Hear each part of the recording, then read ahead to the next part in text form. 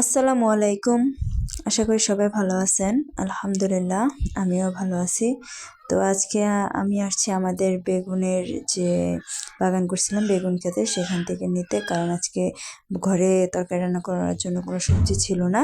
তো ভাবলাম যে বাগানে যে কিছু সবজি আছে সেখান থেকে কিছু সবজি নিয়ে আজকে তরকারি রান্না করব। তো বেগুন খেতে চলে আসছি বেগুন নেওয়ার জন্য। তো সাথে আম্মাও আসছে, আমার বড় মেয়ে ছোট মেয়ে দুজনই আসছে। তো এখানে এসে সবাই মিলে আর কি বেগুন তুলতেছে। তো আমার ছোট মেয়েটা দেখুন সবজি তুলতে আসে কতটা খুশি হয়, ওকে দেখলে বোঝা যায় যে ও সবজি তুলতে কতটা পছন্দ করে। তো হচ্ছে আমাদের সাথে সাথে চলে আসে।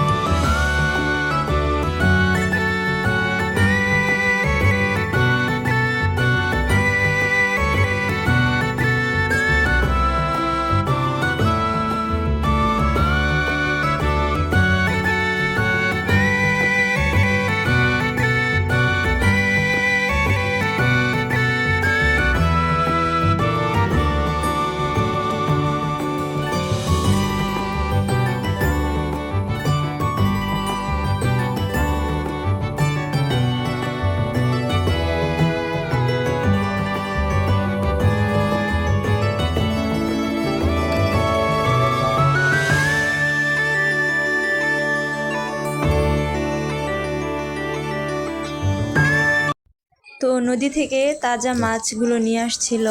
তো দেখেন মাছের কালারগুলো একবার কত সুন্দর চকচক করতেছে।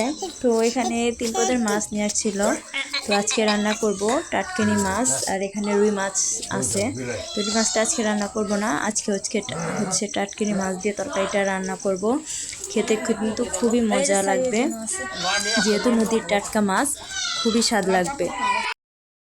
তো এখানে আমি মাছগুলো কেটে ভালো করে ধুয়ে নিচ্ছি। আর এখানে আজকে আমি বিভিন্ন পদের তরকারি দিয়ে রান্না করব।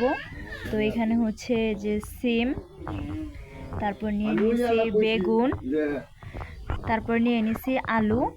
তো আজকে আমি 3-4 পদের তরকারি মিলে আজকে মাছটা রান্না করব। আর এখানে নিয়ে নিয়েছি টমেটো কুচি, পেঁয়াজ কুচি, কাঁচা মরিচ কুচি, আর হচ্ছে ধনিয়া পাতা কুচি। তো আজকে এই তরকারিগুলো দিয়েই এই মাছটাকে রান্না করব। তো আশা করি আপনাদের ভিডিওটি ভালো লাগবে, পুরো ভিডিওটি দেখবেন, কেউ স্কিপ করবেন না।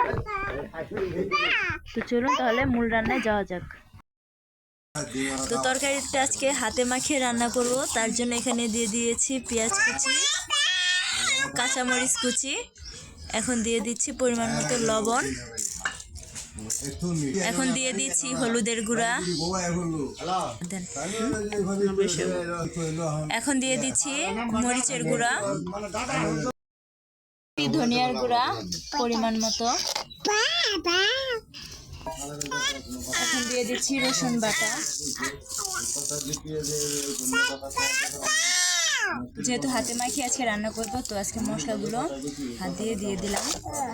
তো আপনাদেরকে তো সবসময় চুলার উপরে কষা করে তরকারি রান্না করাটা দেখাই, আজকে হাতে মাখিয়ে তরকারিটা রান্না করব। তো এখন মাছগুলো এক করে দিয়ে দিচ্ছি তেলের উপরে।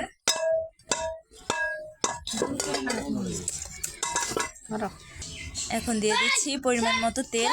এখন পুরো তরকারিটাকে হাত দিয়ে ভালো করে মাখিয়ে নেব।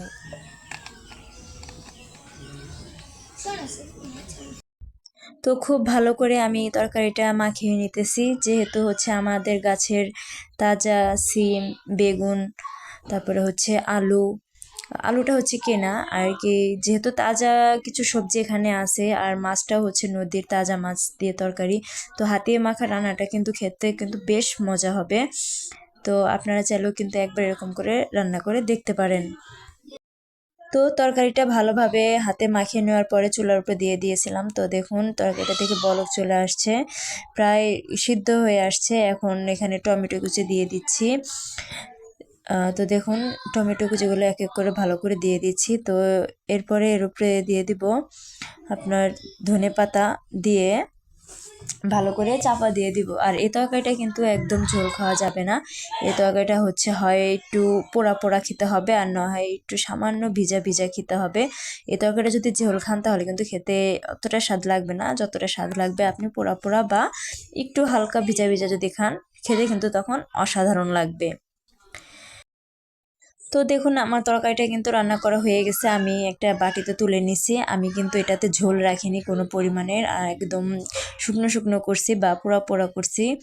আর একটা বাটিতে তুলে নিছি আমি। তো দেখুন তরকারির কালারটা কত সুন্দর আসছে, আর খেতে কিন্তু অনেক মজাদার হবে। তো ধন্যবাদ সবাইকে আমার ভিডিওটি দেখার জন্য। ভালো থাকবেন। আল্লাহ হাফেজ।